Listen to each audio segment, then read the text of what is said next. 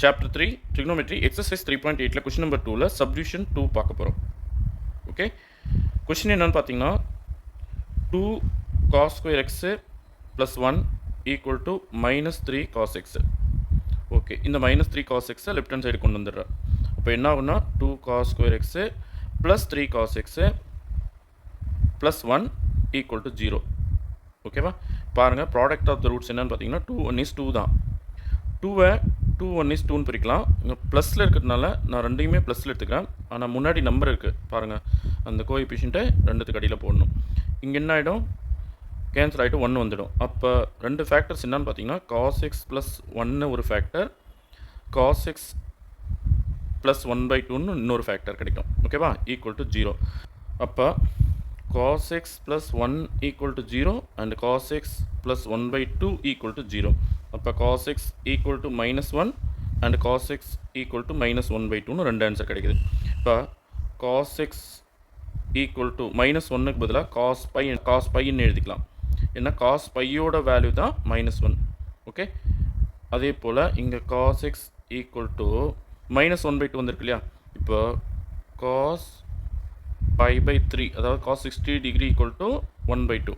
ஆனால் இது மைனஸில் இருக்கிறதுனால மைனஸ் cos pi by 3 அப்படின்னு எழுதிக்கலாம். எப்போவுமே இந்த மைனஸ் சிம்பிள் வந்து காசில் ஆங்கிளுக்கு போடக்கூடாது, போட முடியாது. ஏன்னா அது மீனிங்லெஸ்ஸாக போயிடும். ஓகேவா, மைனஸில் போட்டிங்கன்னா ஃபோர்த்து குவாட்ரண்ட் உடனே அது ப்ளஸ் மைனஸ்க்கு வித்தியாசம் இல்லாத போயிடும். அதனால தான் நான் இங்கே முன்னாடி போட்டிருக்கேன். முன்னாடி போட்ட பிறகு இப்போ இன்னொரு விஷயம் உங்களுக்கு ஞாபகத்துக்கு வரணும். காசோட ரேஞ்ச் என்ன, 0 to pi. இப்போ இந்த ரேஞ்சுக்குள்ளே நான் காசை வந்து மைனஸ் ஆக்கணுன்னா ஒரே ஒரு வழி தான் இருக்குது, அது செகண்ட் குவாட்ரண்ட்டுக்குள்ளே கொண்டு வரணும். ஓகேவா, அப்போது cos x ஈக்குவல் டு இது பாசிட்டிவ் ஆக்கிட்டு cos pi மைனஸ் தீட்டா அப்படி எடுத்துக்கிறேன். அதாவது cos pi minus pi by 3 ரெண்டும் ஒன்று தான். ஏன்னா செகண்ட் குவாட்ரண்ட்டில் காசோட வேல்யூ வந்து மைனஸு, அதனால் இந்த ஆங்கிளை வந்து நான் செகண்ட் குவாட்ரண்ட்டுக்குள்ளே கொண்டு வந்துடுறேன்.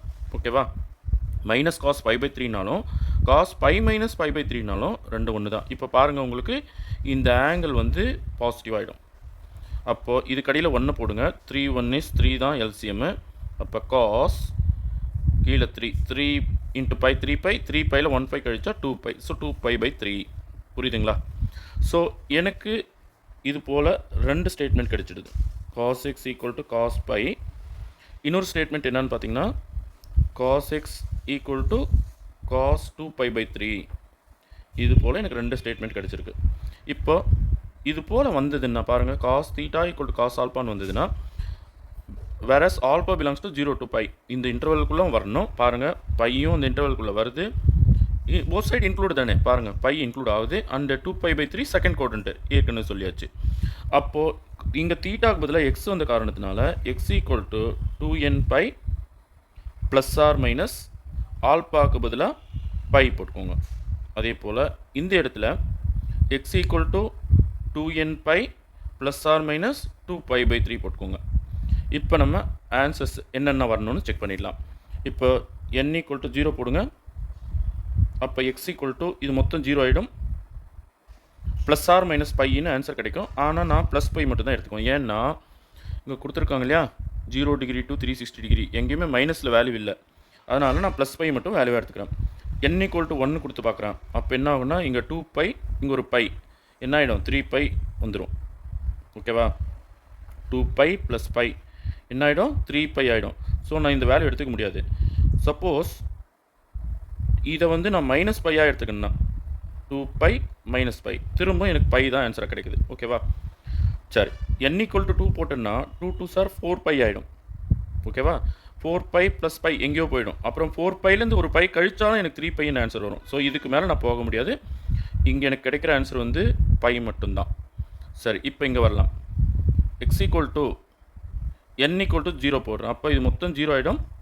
எனக்கு ப்ளஸ் ஆர் மைனஸ் இருக்குது. நான் ப்ளஸ் வேல்யூ மட்டும் தான் எடுத்துக்குவேன். ஏன்னா எனக்கு கொடுத்துருக்கிற ரேஞ்ச் வந்து ப்ளஸில் இருக்குது. ஸோ நான் 2 pi by 3 மட்டும்தான் ஆன்சர் எடுத்துக்கணும். மைனஸ் வேல்யூவை நான் எடுத்துக்க மாட்டேன். அதே போல் n ஈக்குவல் டு 1ன்னு கொடுத்தேன்னா எக்ஸ் ஈக்குவல் டு இங்கே என்ன வரும், என்னக்கு பதிலாக 1 போட்டோன்னா 2 pi plus 2 pi by 3 exceed ஆகிடுது. ஸோ இந்த ஆன்சர் வர முடியாது. ஓகேவா, சரி, அப்போ n ஈக்குவல் டு -1 போட்டோன்னா என்ன ஆகுது பாருங்கள். இங்கே என்ன ஆகிடும், -2π ஆகிடும். எக்ஸ் ஈக்குவல் டு இந்த இடத்துல -2π ஆகிடும்.